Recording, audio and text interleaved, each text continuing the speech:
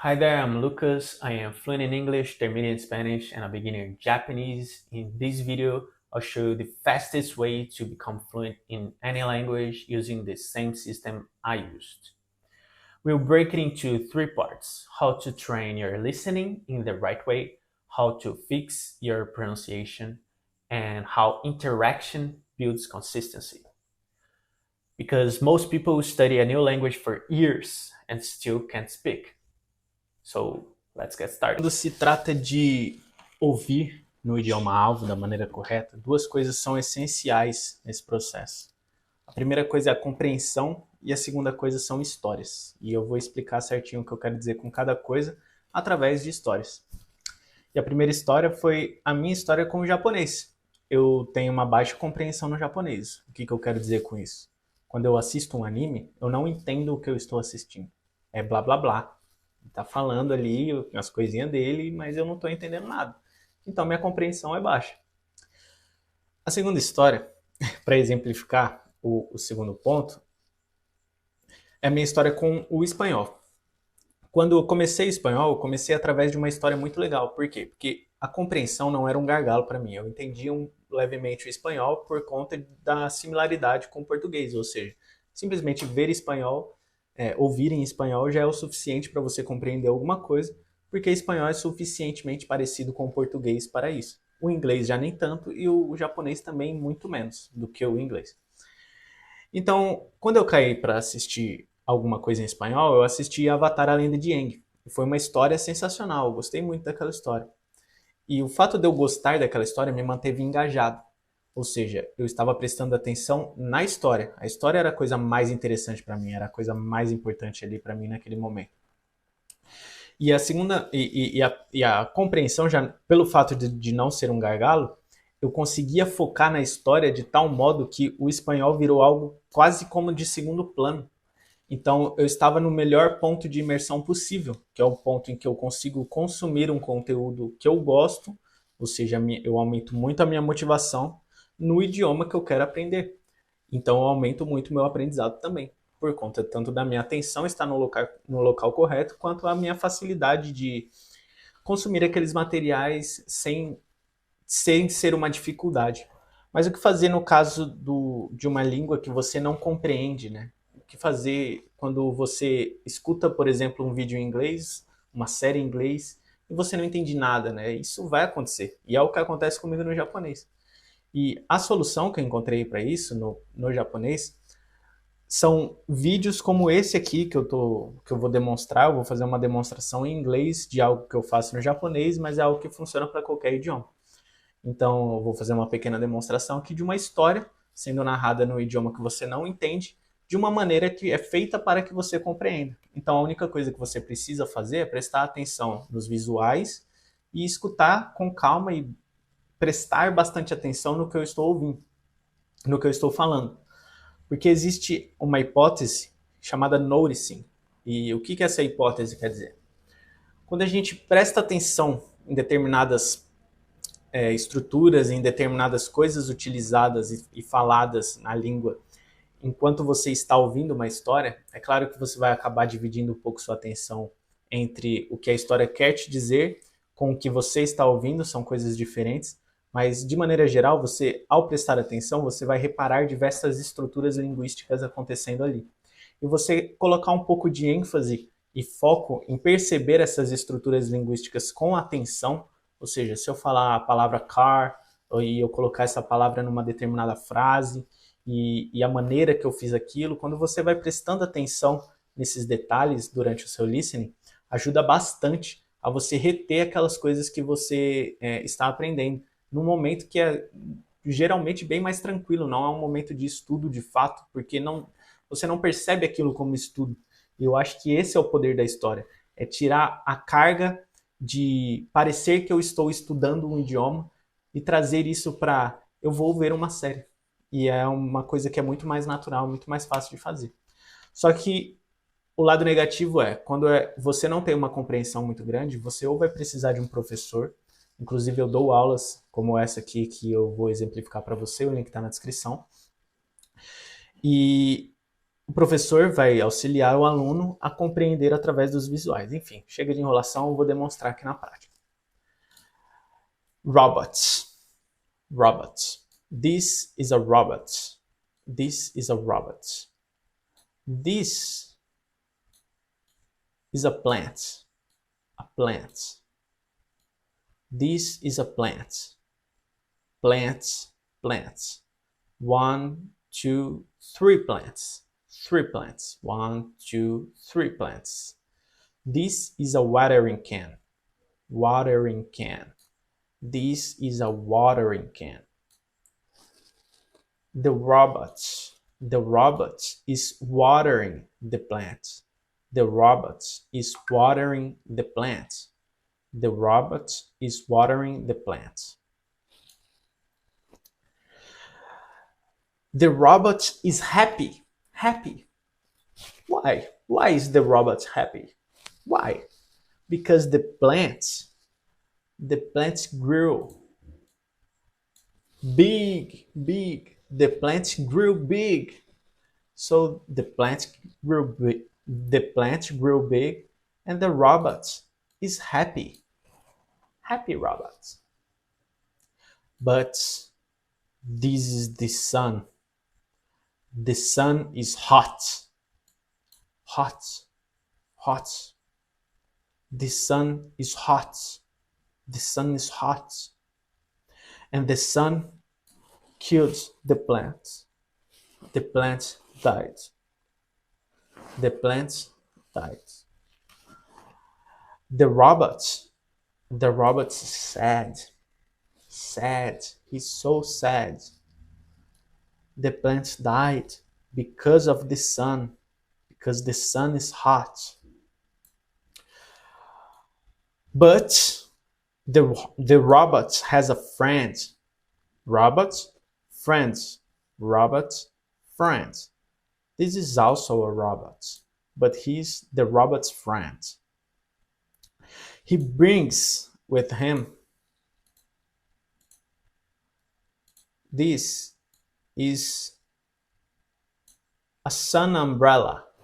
Sun umbrella. Sun umbrella. The sun umbrella is blocking the sun. The sun umbrella is blocking the sun. And the plant grew again. The plant grew again. And the robot is happy again. The robot is happy again. Então o que acontece aqui? Eu contei uma história em inglês e você conseguiu entender a maioria das coisas sem necessariamente utilizar uma legenda, sem necessariamente ter uma compreensão prévia do inglês. E é uma história relativamente engajante, lógico, não é a história mais divertida do mundo, mas é uma história que ajuda muito a gente criar essa conexão inicial com o inglês. A gente começa a entender o inglês como uma língua, começa a utilizar o inglês na prática. Se isso fosse uma aula conversacional, você poderia fazer perguntas, ou poderia ver suas expressões, se você está entendendo ou não, e facilitar a sua compreensão de maneira geral. E você não precisa necessariamente falar em inglês ainda nesse ponto aqui. Por isso que geralmente uma aula como essa pode ser chamada de crosstalk, porque o professor fala na língua-alvo e ele faz o aluno entender aquilo e ele fornece ao aluno um momento de imersão, um momento de contato com o inglês. E o aluno eventualmente vai, aos poucos, começando a falar inglês através de uma aula totalmente baseada em histórias, totalmente baseada em comunicação direta, mas sem a pressão da fala do aluno. O aluno pode falar no português por um período que ele quiser, basicamente. Se ele quiser ficar um ano em silêncio em relação ao inglês, só falando português, ele pode. Eventualmente ele vai, se desenvolver e vai começar a falar o inglês com mais naturalidade. E isso aqui, essa ideia ela pode ser aplicada para qualquer língua. E ela é trazida justamente para resolver esses maiores dois problemas, que é o contato com o inglês através de uma história, o contato com o idioma através de uma história, para aumentar a sua compreensão. Não é para aumentar a sua compreensão, é para aumentar a sua consistência em relação aos estudos e também de uma forma que vai aumentar a sua compreensão através da técnica que eu estou utilizando para me comunicar. E agora a gente vai falar um pouco sobre pronúncia e um pouco também sobre alguns outros detalhes em relação ao que você precisa fazer para interagir no idioma pelas primeiras vezes. O segundo fator que pode ser muito relevante quando a gente está aprendendo um novo idioma e que pode ou atrapalhar ou auxiliar é a gente pronunciar as palavras da maneira correta. E para pronunciar as palavras da maneira correta, existem várias vias que a gente pode chegar até esse resultado. A primeira via é simplesmente continuar nos expondo ao idioma. Continuar nos expondo, continuar fazendo imersão. Isso por si só já vai ajudar bastante na nossa capacidade de pronunciar aquelas palavras, porque a gente vai ouvir elas tantas vezes, quando a gente for falar, a gente já vai ter uma pronúncia relativamente correta. Mas pode ser que isso não seja suficiente, pode ser que simplesmente se expor ao idioma não atinja exatamente os erros que você tem, você não perceba os erros que você comete em relação à sua pronúncia, em relação às estruturas gramaticais que você fala incorretamente. Então você precisa fazer algo em direção a arrumar isso. Uma coisa que eu gosto de fazer muito em qualquer idioma que eu estou aprendendo, independente se eu tenho o conhecimento para pronunciar aquele idioma ou não, é fazer o shadowing. Ou seja, eu não sei se eu vou saber pronunciar aquelas palavras, mas eu vou tentar pronunciar aquelas palavras através da imitação de um nativo. Então pode ser que eu esteja pronunciando errado, mas eu estou forçando novamente o noticing, eu estou forçando a minha percepção, eu estou calibrando a minha percepção para ser mais afiada em direção a escutar os sons daquela língua. Então quando eu reduzo, por exemplo, a velocidade de um vídeo, para prestar bastante atenção na maneira que aquilo foi pronunciado, se teve um D, se o D foi omitido, se ele falou com um K na frente a palavra no, se ele falou a palavra no sem o K na frente. Então, como que está sendo? Como que está acontecendo aquilo? Então, a primeira coisa que você tem que fazer para melhorar a sua pronúncia é diminuir a velocidade dos vídeos que você assiste. Não é o vídeo inteiro, você não vai assistir um vídeo de 20 minutos na velocidade 0.5 do YouTube, não é isso. É você pegar um trecho de 30 segundos, reduzir bastante a velocidade e prestar atenção nesses detalhes. E quanto mais você prestar atenção nesses detalhes, mais fácil vai ser para você replicar e falar aquilo com qualidade. E é o que eu faço no japonês, é o que eu faço no espanhol, é o que eu faço no inglês, principalmente no inglês, porque é onde eu tenho que ter minha pronúncia mais afiada, porque é a língua que eu mais uso, é a língua que eu uso para dar aula. Enfim, foi o que eu utilizei também para sair do nível intermediário, foi o que eu utilizei para realmente dar esse passo a mais no inglês. E eu sei que funciona porque eu pratico diariamente e eu vejo meus alunos melhorando diariamente. Os alunos da mentoria e não são das aulas conversacionais. Se você precisa desse direcionamento para saber o que fazer, para estudar de maneira mais autônoma e saber se o que você está fazendo está te levando na direção correta, ou se o que você fez até hoje não funcionou e você precisa de um direcionamento para saber o que você vai fazer daqui para frente, o link da mentoria está na descrição. Então, o que acontece com os meus alunos da mentoria? Independente do nível que eles estão, se eles são avançados, se eles são iniciantes, se eles são intermediários, eu sempre passo a técnica do shadowing para eles, porque eu sei que vai funcionar. Eu sei que fazendo da maneira correta, eles vão atingir o nível que eles precisam atingir dentro daquele idioma. E fazer o shadowing da maneira correta vai trazer para eles também um nível de confiança e autonomia quando eles forem falar com o nativo, quando eles forem expostos a uma entrevista de emprego, por exemplo, eles não vão se sentir desconfortáveis em pronunciar o inglês, porque eles já estão com a pronúncia muito mais acostumada, vamos dizer assim, muito mais calibrada para quando as coisas do mundo real acontecerem de fato. E, claro, o idioma não é só pronúncia, por isso que a ênfase é sempre na imersão. Mas a pronúncia ela ajuda todo esse processo de crescimento de confiança e de autonomia que muitas pessoas acabam não tendo com o inglês, por muitas vezes terem estudado através de gramática, através de metodologias não muito funcionais. O aluno ele acaba tendo essa percepção de que ele é incapaz com o inglês. E fazer esse processo mais devagar e mais controlado, num ambiente controlado que o shadowing promove, faz o aluno diminuir a guarda dele e a insegurança dele em relação a esses momentos que podem vir a acontecer no futuro de conversar com uma pessoa pessoalmente ou através da internet, enfim. E aí a gente entra no último ponto, que é como começar a interagir e por que a interação vai finalmente fazer você ter consistência em inglês. Para quem é mais avançado na minha mentoria, eu sempre passo a dica de alguns servidores ou de alguns locais na internet que a pessoa pode utilizar de maneira gratuita para conversar com nativos em inglês. E é uma das maneiras de você encontrar um tópico que você se interessa e conversar com outras pessoas sobre aquele tópico. E é interessante a gente entender aqui que não é a conversa, não é o fato de a pessoa estar falando que ela está aprendendo inglês. Não, não é isso. A gente sempre aprende o idioma através do que a gente ouve, não do que a gente fala. Quando a gente fala, a gente não ganha conhecimento. A gente ganha conhecimento através do que a gente escuta. E por que, então, que a conversa é tão importante? Por quê? Quando eu me exponho a conversar com pessoas, quando eu já estou pronto para isso, eu começo a automatizar e a ficar mais confortável dentro do conhecimento que eu já possuo. Ou seja, se eu, por exemplo, existe até um exemplo em português que vai ficar mais fácil do que se eu der um exemplo em inglês. Quando eu comecei esse canal, eu não tinha a capacidade didática e de me comunicar que eu tenho hoje. Não que eu seja um super mega hiper comunicador, mas eu me considero uma pessoa razoavelmente boa em comunicação. Mas eu não era razoavelmente bom em comunicação quando eu comecei o canal. Foi algo que eu desenvolvi. Mas isso não significa que eu fiquei melhor em português ou que eu fiquei melhor em inglês.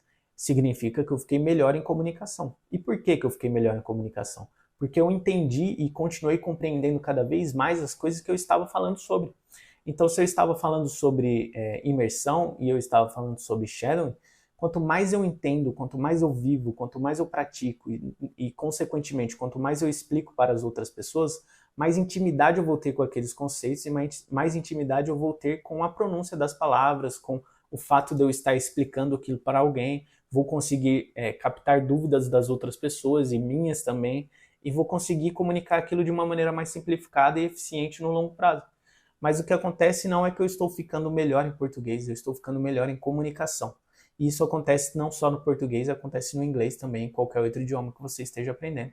Conforme você vai criando essa intimidade com os assuntos e com as explicações e com as coisas que você tem que falar, mais fácil aquilo vai ficando de ser falado. Vai sendo automatizado e você vai criando caminhos melhores para explicar as coisas que você quer explicar ou para conversar as conversas que você quer conversar. Ninguém precisa te ensinar a fofocar com alguém. Você vai lá, fofoca, fofoca, fofoca. Chega uma hora que você é um mestre da fofoca. Todo mundo conhece alguém muito bom em fofoca. E vocês sabem do que eu estou falando. E ninguém nasce bom em fofoca. As pessoas ficam boas em fofocas conforme elas vão fofocando. E as pessoas vão ficando melhores na comunicação, independente do idioma, conforme elas vão se comunicando. E conforme elas vão aprendendo sobre comunicação e didática também. Mas esse tipo de aprendizado, ele é um aprendizado majoritariamente prático, diferente do aprendizado através da imersão, que não é um aprendizado necessariamente prático, é um aprendizado um pouco mais passivo, em que você tem que ouvir, não falar. Mas quando você quer se comunicar melhor, você tem que se comunicar, porque aí você vai se tornar um melhor comunicador. Espero que tenha ficado clara essa diferenciação. Então, se o que eu falei aqui faz sentido, se você gostou desse vídeo, deixa um like, deixa um comentário, deixa sua dúvida. Se for uma dúvida pertinente o suficiente, ou se for uma dúvida num super comentário e num super thanks, eu respondo essa dúvida aqui em vídeo. Eu crio um vídeo especialmente para as dúvidas que estiverem no super thanks aí. E fiquem com Deus, um abraço.